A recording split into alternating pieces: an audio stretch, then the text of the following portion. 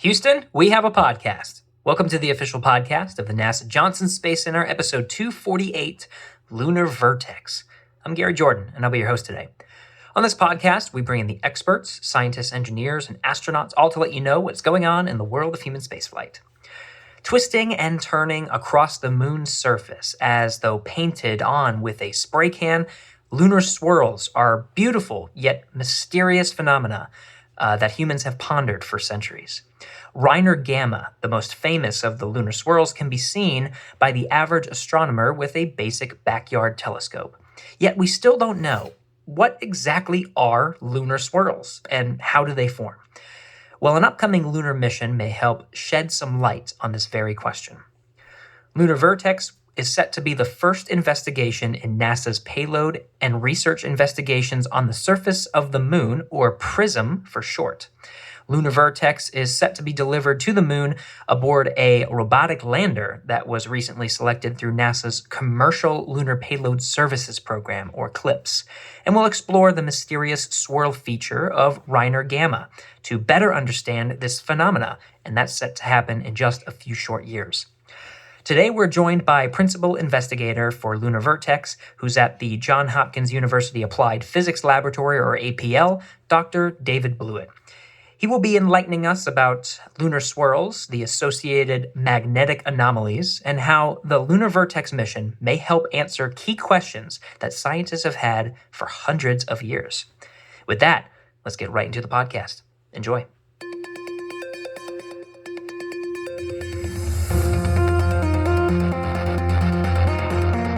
T-minus 5 seconds and counting. Mark. Lights are correct. Here she goes. Houston, we have a podcast.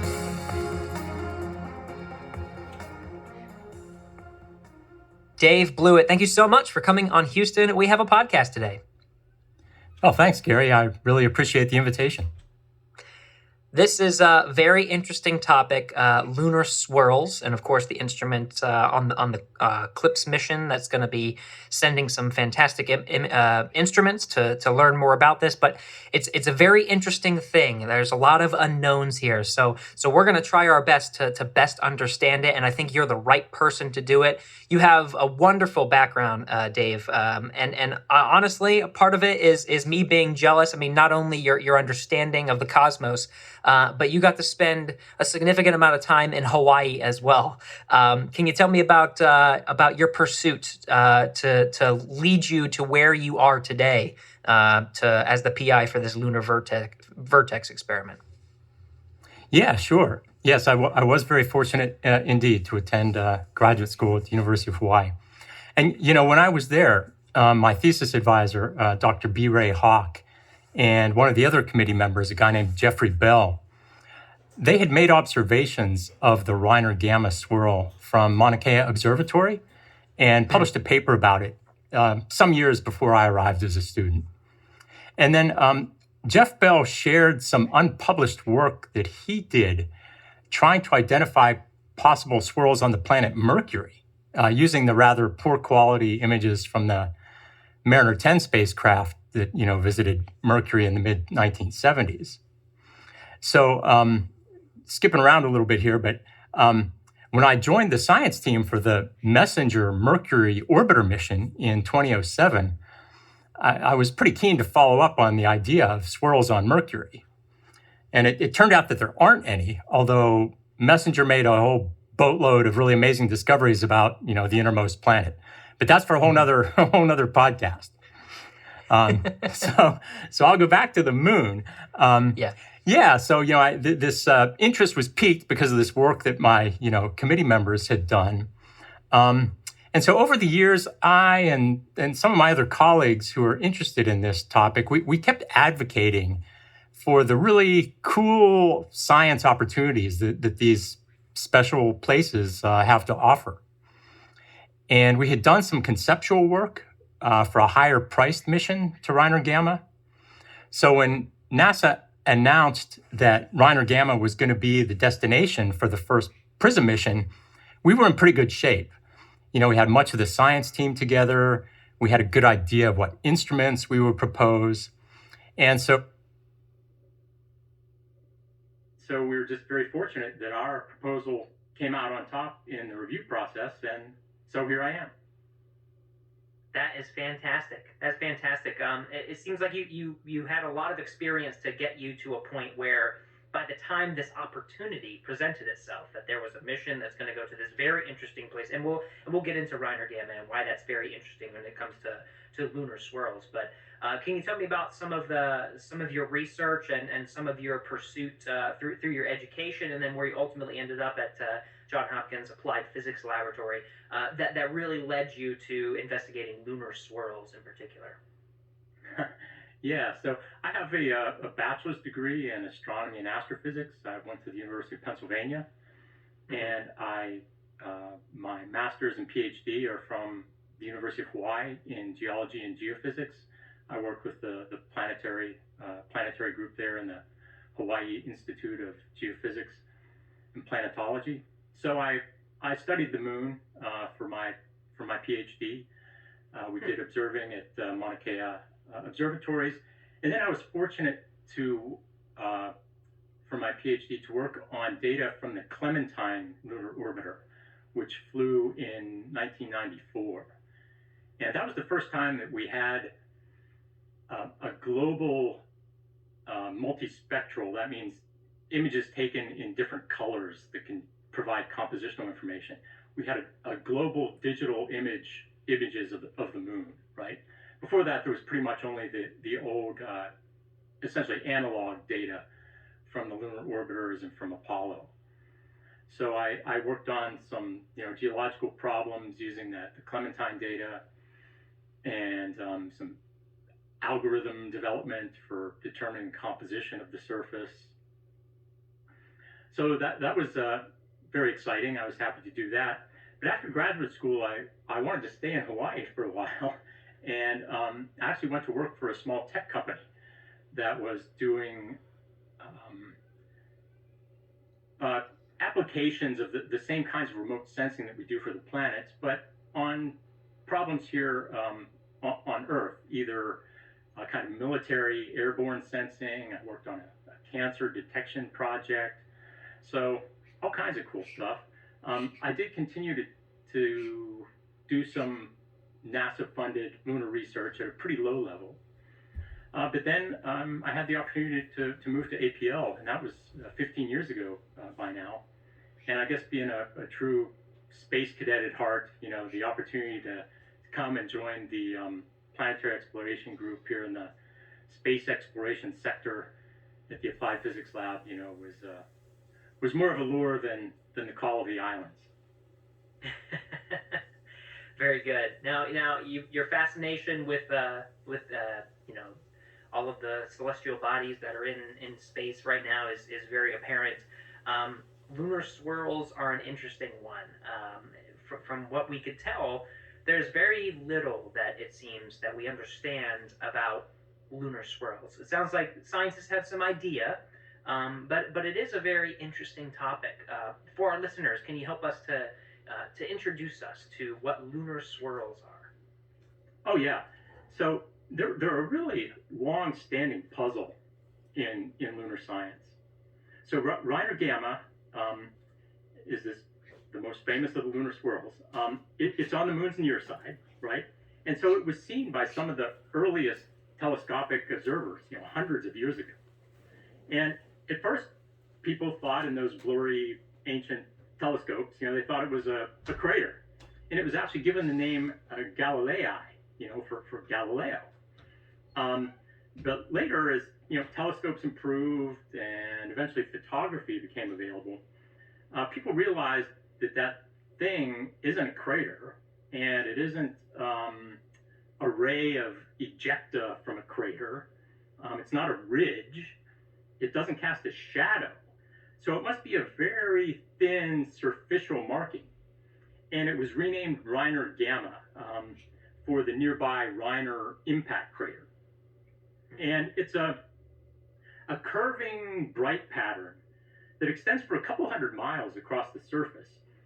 And there are thin, what people have come to start calling dark lanes that are interspersed within this sinuous brighter marking. And then, okay, once we got to the space age, there were images collected by the lunar orbiters that preceded Apollo, and then by Apollo itself, the astronauts, and the metric cameras that were in the command modules. And people found other examples of features like Reiner gamma. Most of them happen to be on the far side of the moon. And what's interesting is some of those far side swirls are on highland terrain. Right, Reiner gamma is on Oceanus Procellarum, right, one of the big, dark, relatively smooth lava plains, right. In Latin, the Sora is Maria, right, on the near side.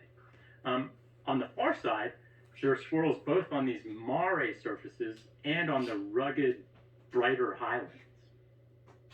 So people started to recognize there's this class of feature. But well, what are they? They're quite beautiful. They're mysterious. How did they form? Well, there's a number of ideas that people have had over the years. One of the earliest was that the surface had been actually scoured by gas and dust in the coma of a comet that collided with the moon. That idea was published in 1980 by a researcher named Peter Schultz at Brown University. Now, there's a couple other major hypotheses for the swirls, but they have to do with another discovery about swirls that came from Apollo and later on the Lunar Prospector robotic orbiter.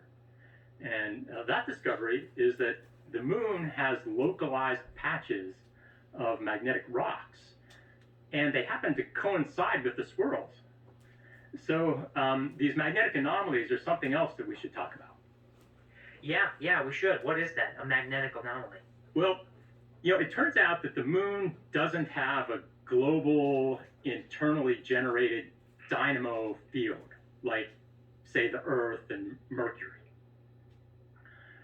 But there are regions where there are magnetized crustal rocks, and these are called magnetic anomalies.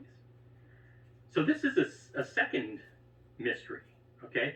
Why are there magnetic areas on a planetary body that today doesn't have a global field? Well, just like with the swirls, there are a number of hypotheses for the formation of the magnetic anomalies.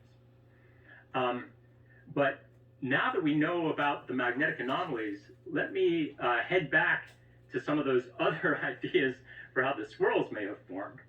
Yeah, and sure. then we'll tie this all back in. I can say some more about the magnetic anomalies in a couple minutes. Mm-hmm. All right. So how did the swirls form? Okay, one idea is scouring by the coma of a comet. Well, another hypothesis is called solar wind shielding. And the concept here is that this local magnetic field acts as kind of an umbrella, right, that protects the surface from the charged solar wind particles, mostly protons and electrons, that stream out through the solar system from the sun.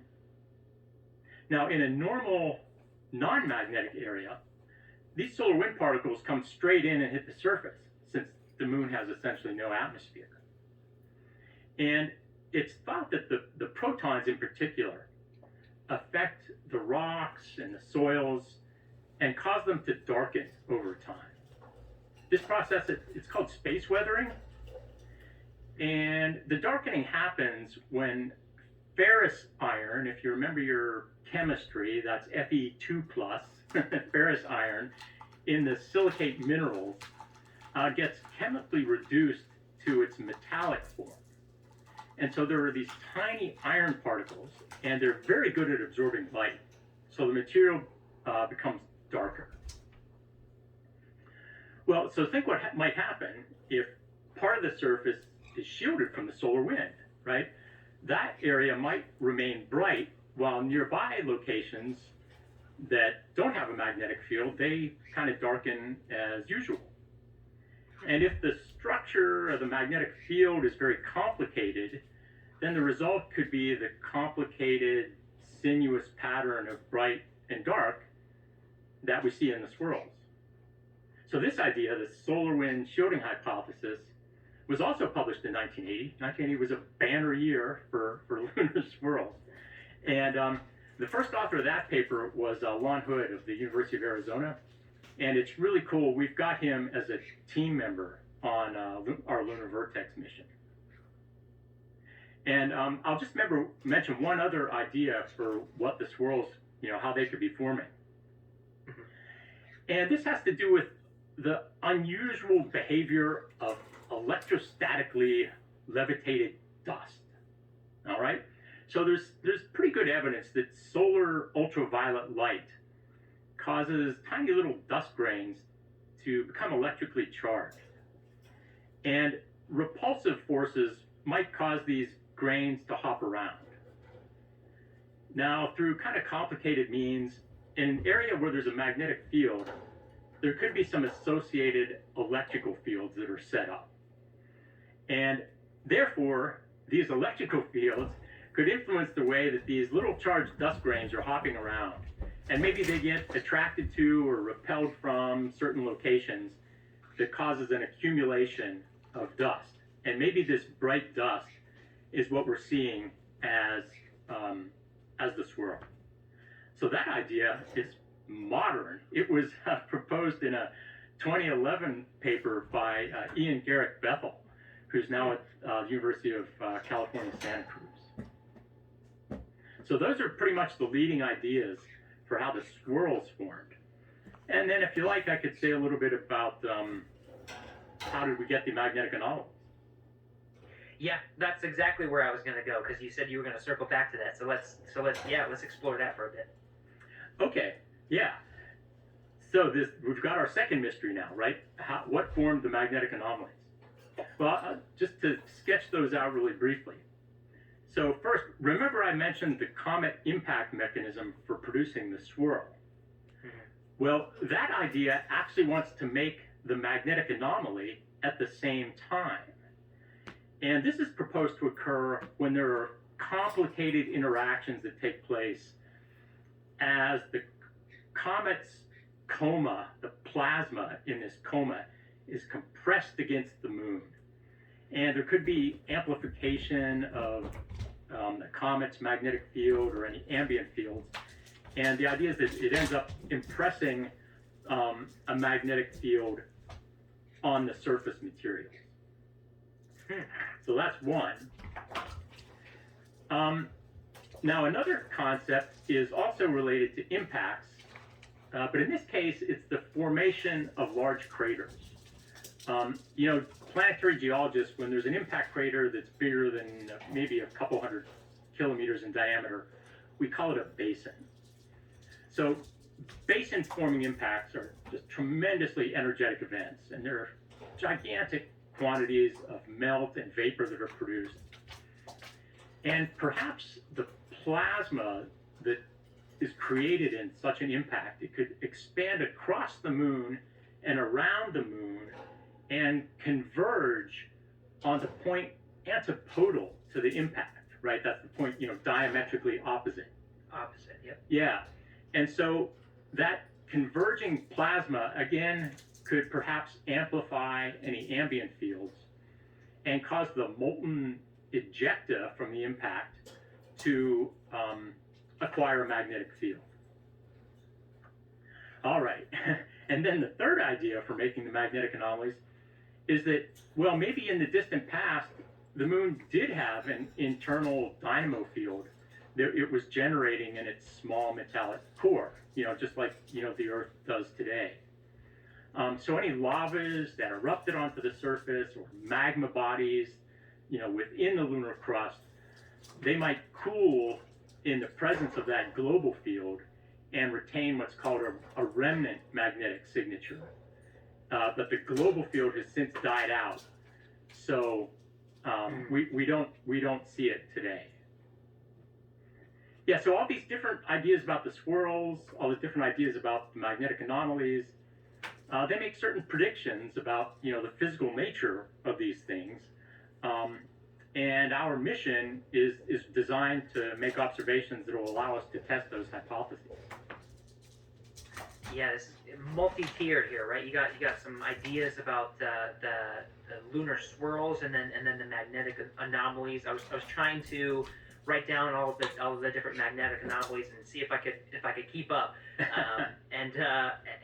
From what I could gather, that first one was more like it was almost like it was delivered from the comets.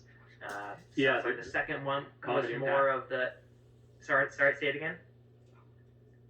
Yes, that's the comet impact producing the magnetic anomaly. That's right. Yeah, and then the other one was the impact itself converging almost on a global scale from some of the larger impacts, and then the other one more so from the moon itself than from comets. Yes. Mm-hmm. Okay, very good. So there's a lot and that's the idea here. I think is that there's a lot of you're making observations, you're collecting data, and you have some ongoing theories, but this is what we established sort of in the beginning was we really don't know. We have some ideas. Maybe it's one, maybe it's a mix of some of them, and that's where I think this mission comes in, right? So this is you said you were excited about this opportunity because Reiner Gamma is one example of the swirl, and I think you can correct me if I'm wrong. I think one of the reasons this particular swirl is so famous, I think, is because it's the largest and most observable. And if you had a telescope in your backyard, it's something that you could observe yourself. Am I characterizing that right? Oh yeah, there are some pretty spectacular swirls on the far side, but of course we can't see them from telescopes on the Earth. But yeah, Reiner Gamma is definitely visible to amateur astronomers, and we look forward to maybe having some star parties and that sort of thing associated once our mission's going. Well, let's get right into the party then. Let's talk about the mission. Lunar Vertex. Now, you obviously have some ideas about and some hypotheses that have been around, as you mentioned, since some of the first theories about lunar swirls were published in 1980, though they were observed earlier than that. So you've been thinking about this a while. This is something where we actually get to physically go to that fantastic location, Reiner Gamma.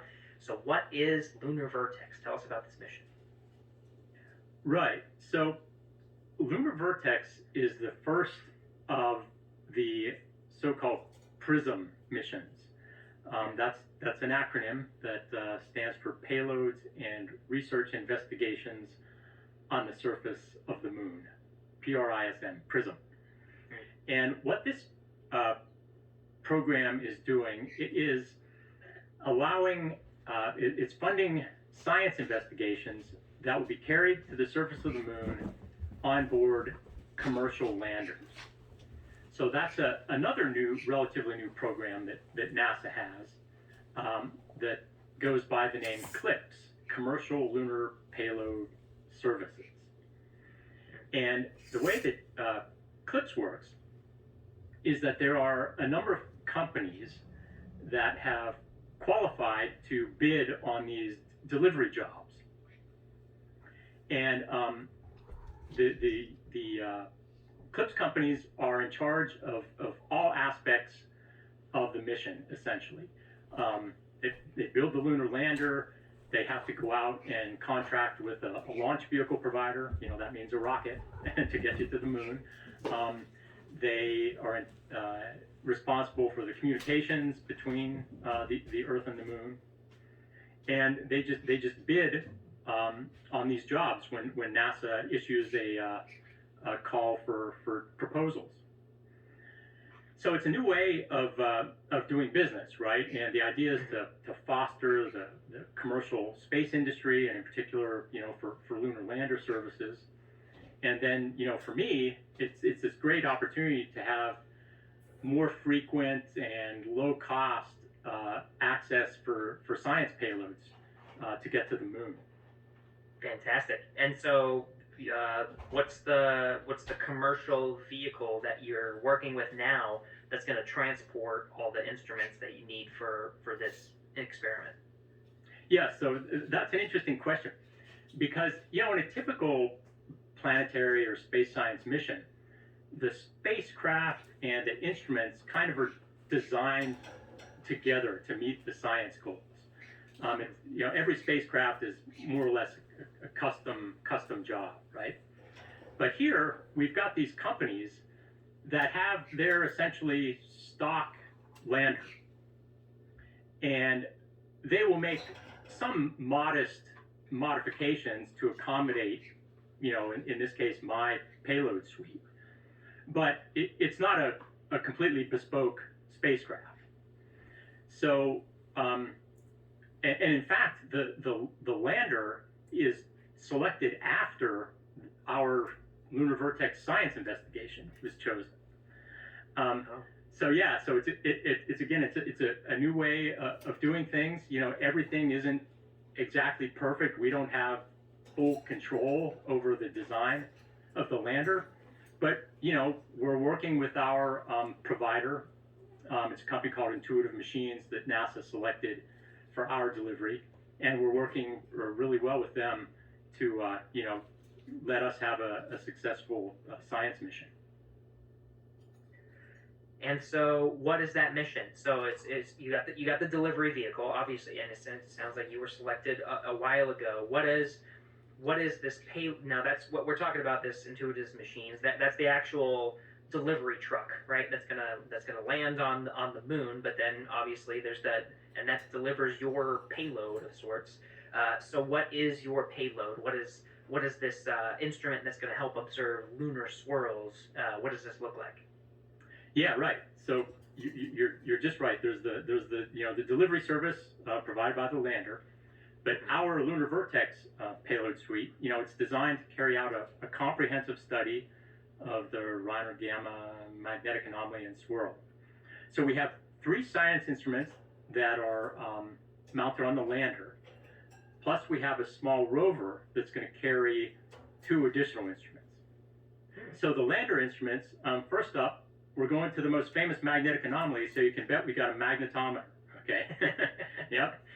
And also on the lander, there's a set of cameras to survey the surroundings and measure the reflectance and how it changes as the solar illumination angle changes throughout the day.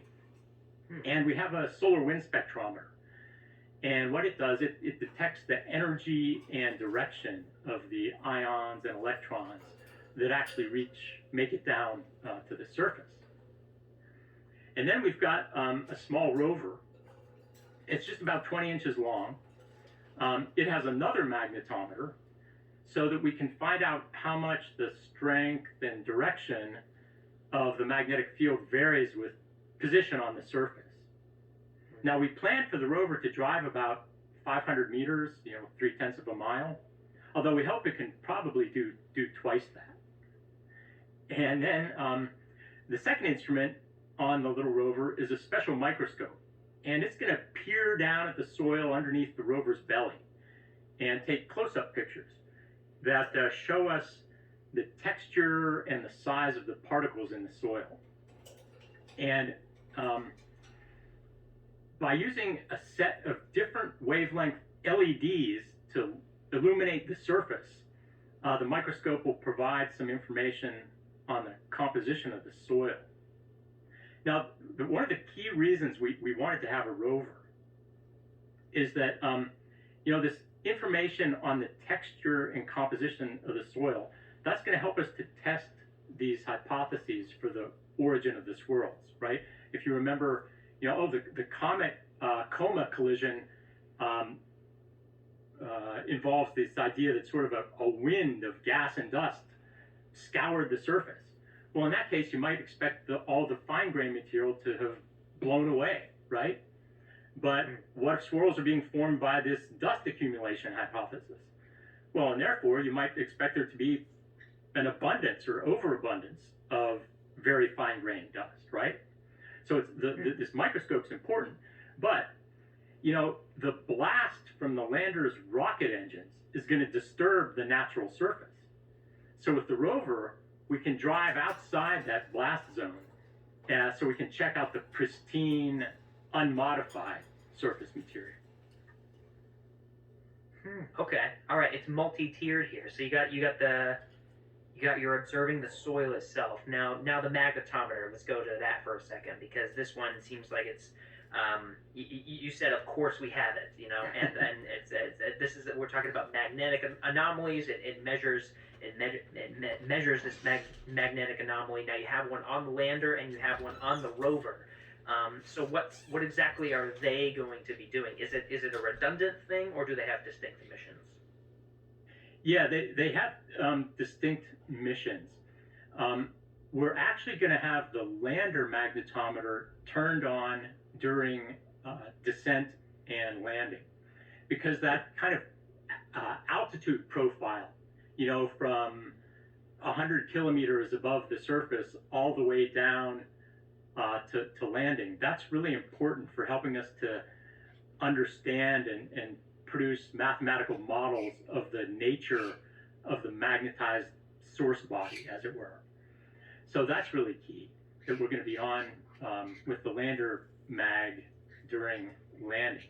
But then it's just going to stay on after landing. And it has a special design that allows us to separate any magnetic fields that are generated on the lander itself from the natural background magnetism, which is what we actually want to measure, right? Because again, we don't have full control over, the design of the spacecraft. There's something in spacecraft engineering lingo called magnetic cleanliness, and we're able to request that the lander provider, meets certain requirements, but again, it's not like we can design the spacecraft from the bottom up to be super magnetically clean. So we've got a special magnetometer that will be able to deal with that. And then, the little rover, like I said, is going to trundle around and enable us to measure the magnetic field at a variety of locations, so that we can see how much does the field vary. Is it like kind of uniform over this whole area, or is it radically switching back and forth from point to point, which will tell us something about the nature of the source body, and then again the nature of how the magnetism, what formed the magnetic anomaly there in the first place.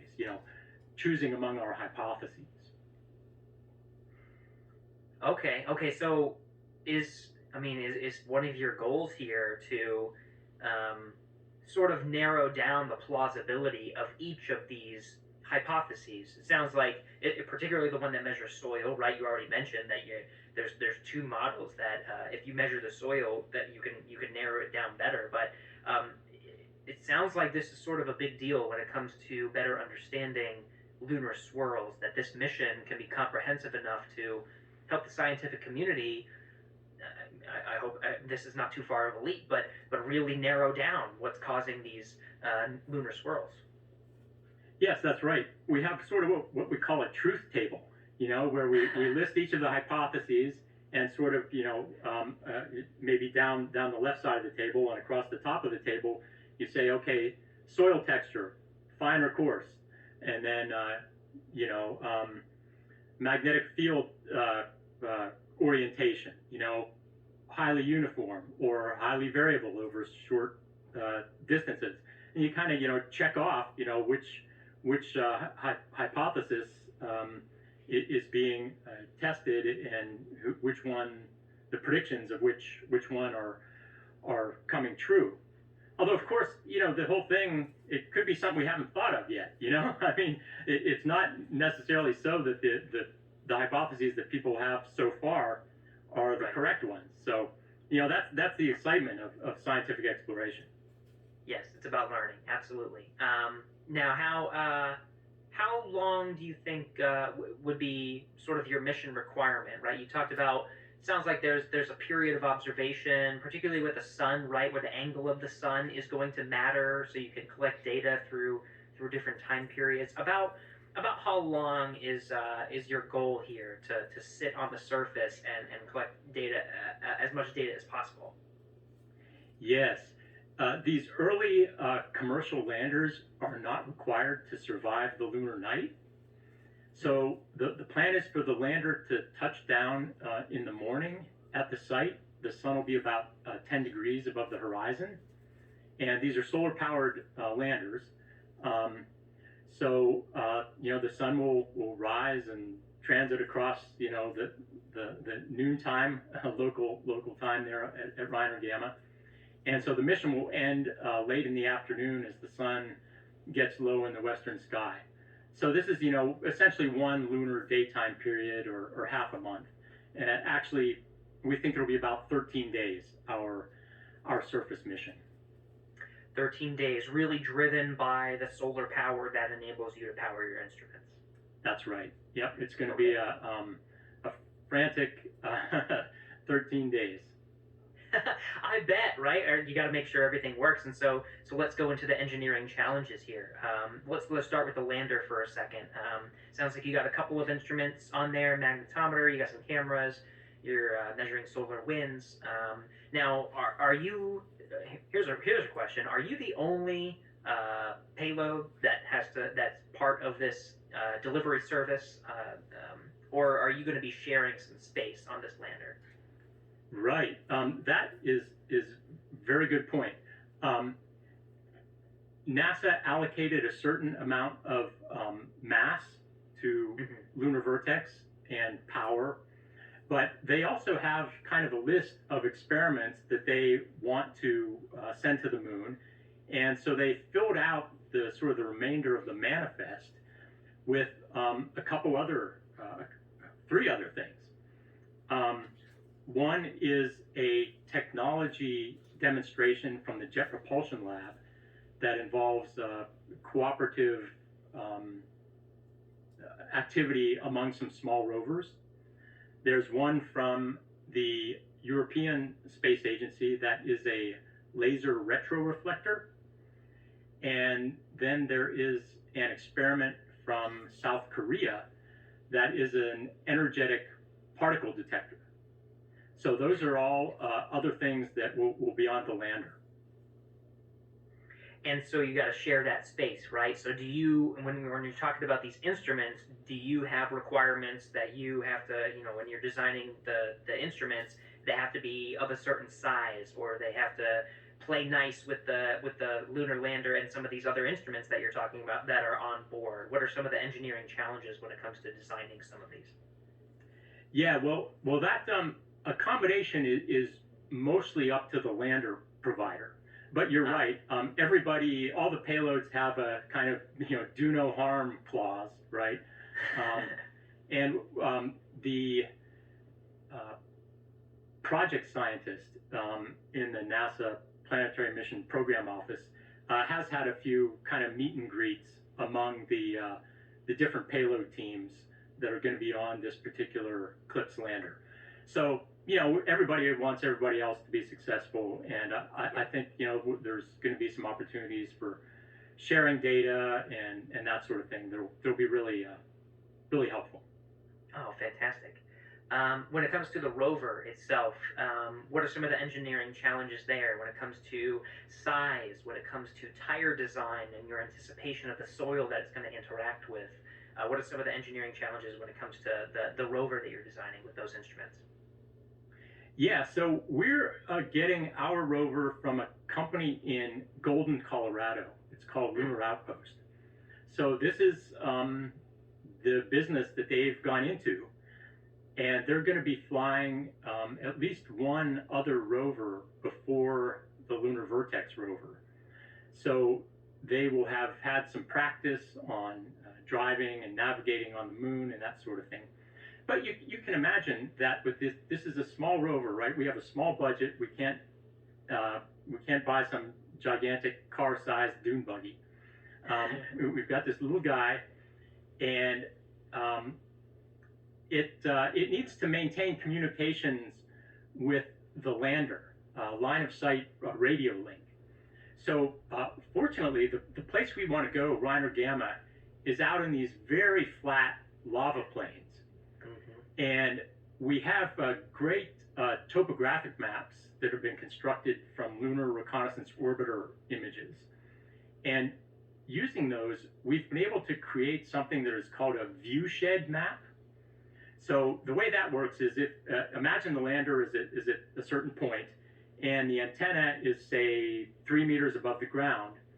Well, then you can show on a map every point that has line of sight to that antenna. And so that's how we're helping to, or starting to plan out our traverse, is by finding a path that will allow us to maintain that line of sight comms back to the lander, because we're, the guys from Lunar Outpost are going to be driving the rover in real time. Oh, very cool. So Lunar Reconnaissance Orbiter has been pretty helpful in the design of this mission, it sounds like. Oh yeah, I mean, for anything that happens on the moon these days, we pretty much have LRO, Lunar Reconnaissance Orbiter, to thank. LRO's been in orbit since 2009. It's collected an amazing set of images. I mean, petabytes, I think, of data, the largest planetary data set ever collected, and that has allowed just so many fascinating new studies of the moon. There's the laser altimeter that's been producing amazing shape models of the moon, which are needed, and gravity also, which are needed in order to allow these landers, and eventually the human landers, to navigate and to hit their pinpoint landing locations. Also on LRO, there's an instrument called Diviner.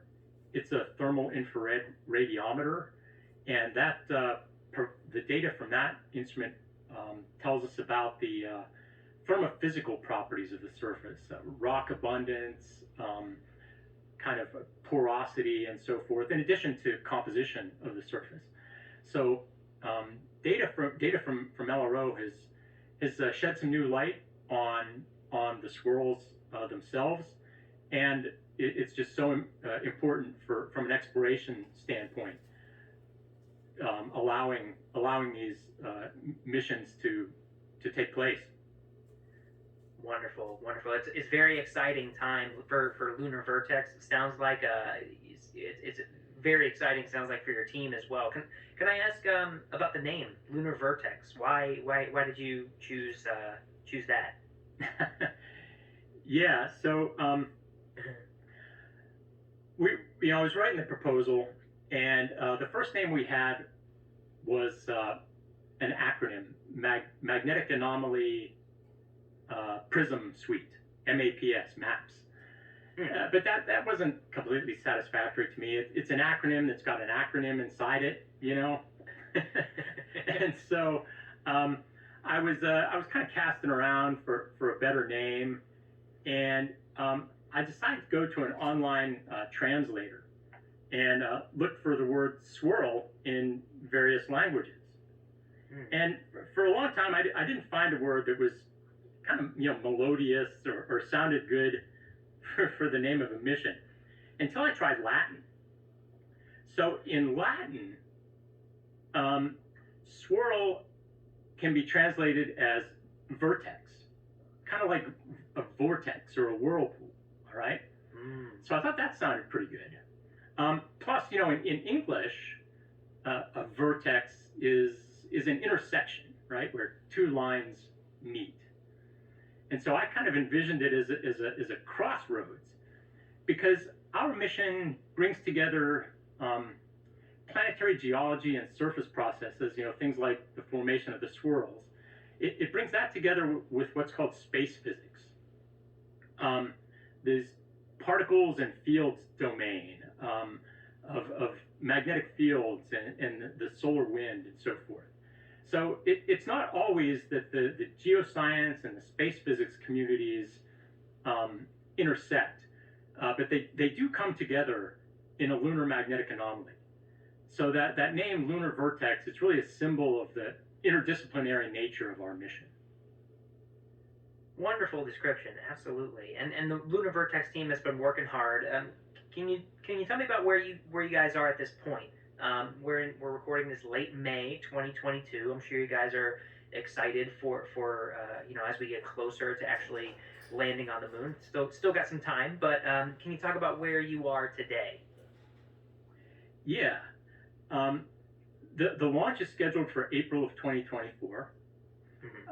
Just a few weeks ago, we held our PDR, Preliminary Design Review, and we passed that. There was a panel of NASA reviewers who listened to our presentations about every aspect of the mission, and they said we're doing great. Of course, they did have some suggestions and requests for action and so forth, and our technical team is in the process of preparing responses to those. But that was the essentially the major continuation review for the project. So, pretty soon we'll be given the go-ahead to start, building flight instruments and so forth. Okay, yeah, and then the testing begins. So a long road ahead. But when you pull back and think think about what you're doing, and there's this crazy idea of a lunar swirl that scientists have been hypothesizing for a while, and you're getting this opportunity to go to Reiner Gamma and physically be there with all sorts of instruments that I believe scientists may have been wanting for a very long time to get to this point. When you think about that you're on the team and have this opportunity that's been enabled through things like Prism and Clips, what are sorts of the emotions that come to mind that say, wow, this is only a few short years away. We're really, really close. Yeah, that's right.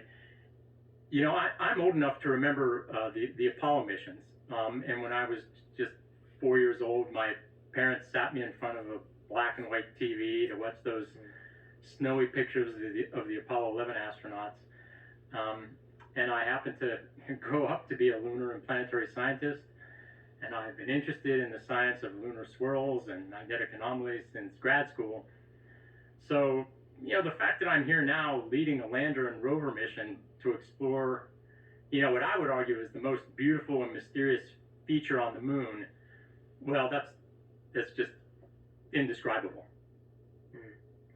I bet it is beautiful. Some of the photos. I mean, some of the photos are a little bit that I've seen are black and white, but it is this crazy phenomenon, and it's so cool to think how close we are. Aside from the fact that there's these theories that have hypothesized where lunar swirls come from, and Lunar Vertex may help answer some of those.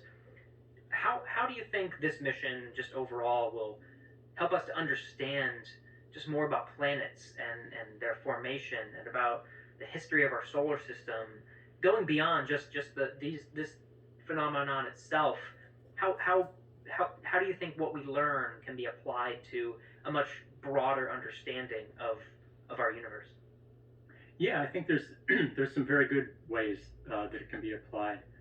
I mentioned that soil darkening process that happens. We call that space weathering, and that's something that affects the surfaces of airless bodies throughout the solar system. So Mercury, the moon, asteroids, the moons of the outer planets.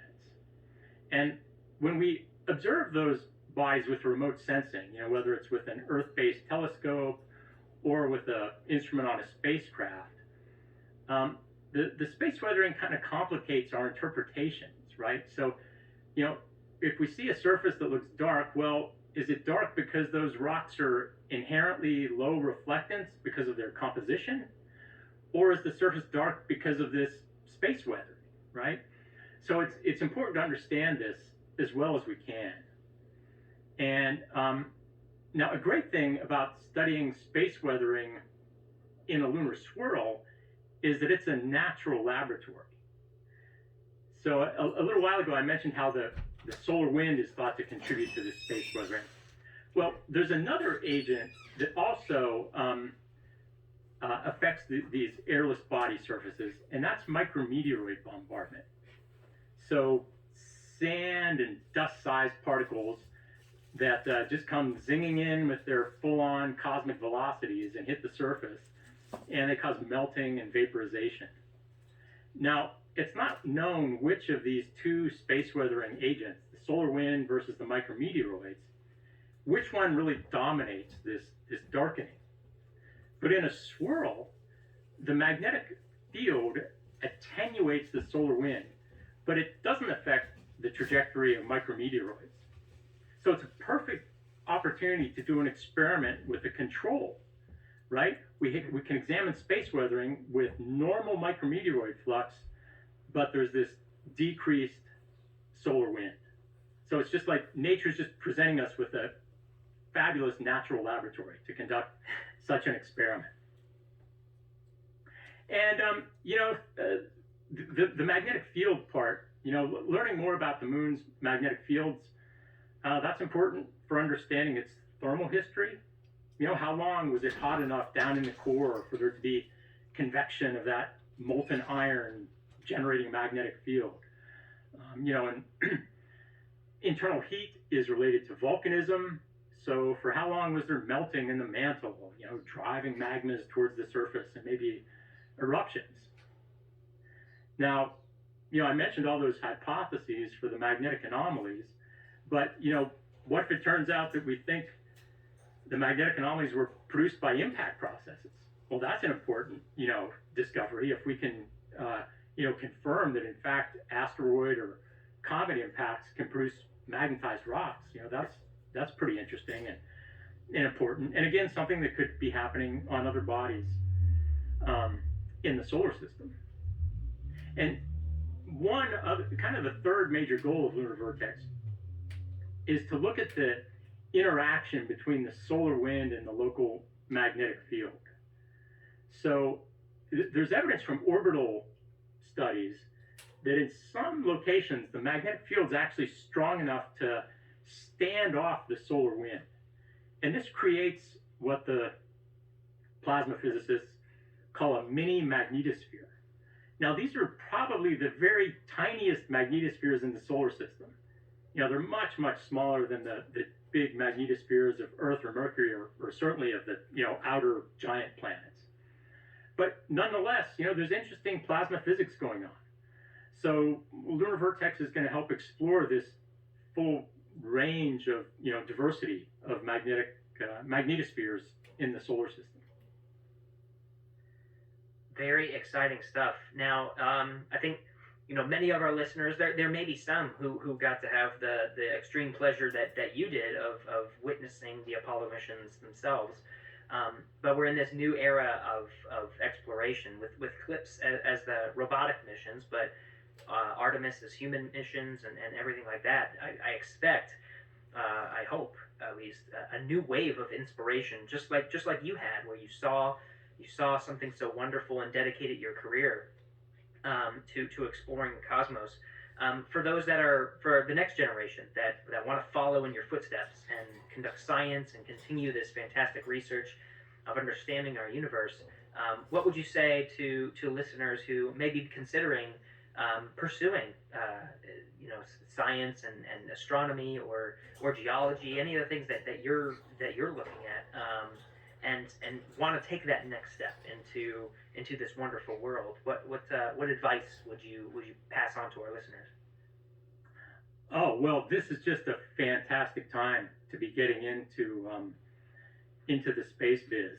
Whether you're an engineer, a scientist, or any other contribution that everyone across our society makes to a big endeavor like Artemis, returning to the moon with humans and robots.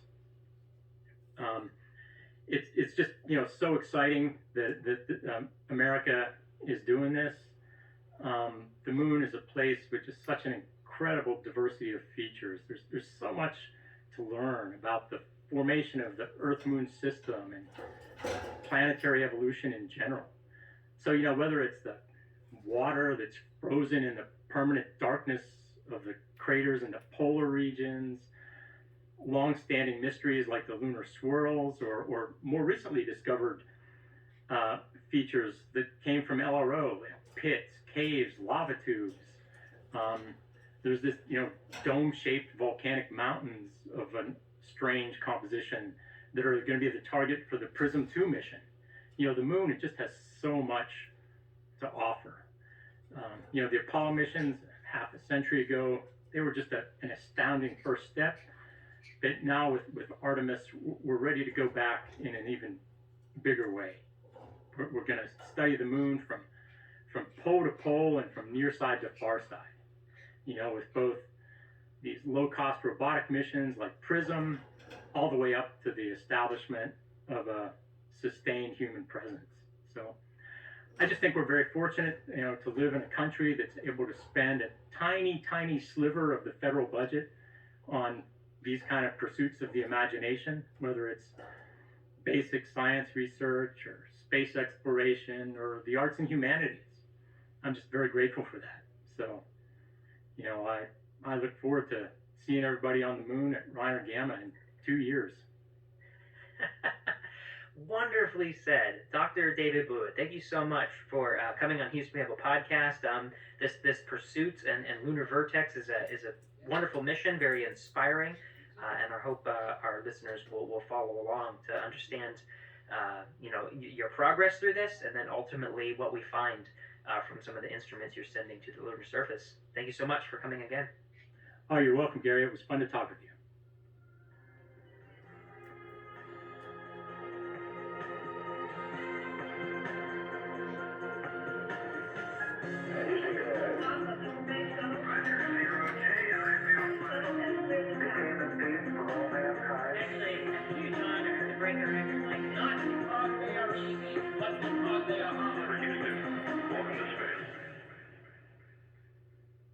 Hey, thanks for sticking around. Fascinating stuff with Dr. David Blewett today. I was very pleased to have him on and learn so much about lunar swirls and this mission, Lunar Vertex, that is going to help us to answer key questions.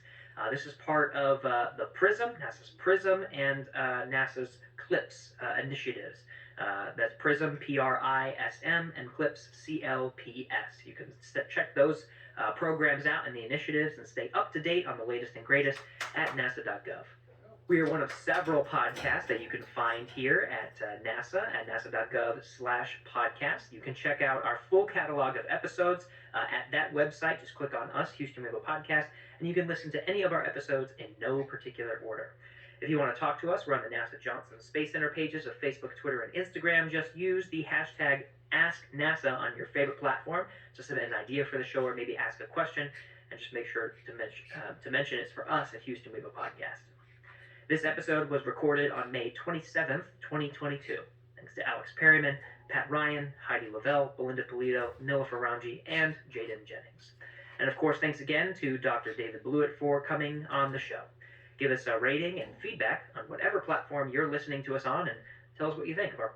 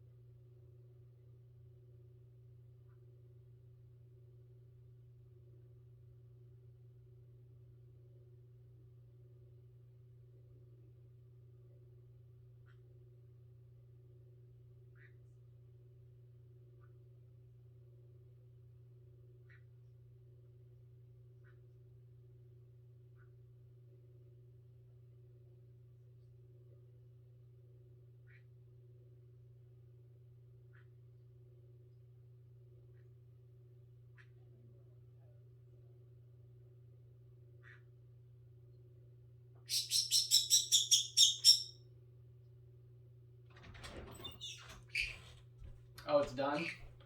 Oh, I see that. Okay, well, thank you.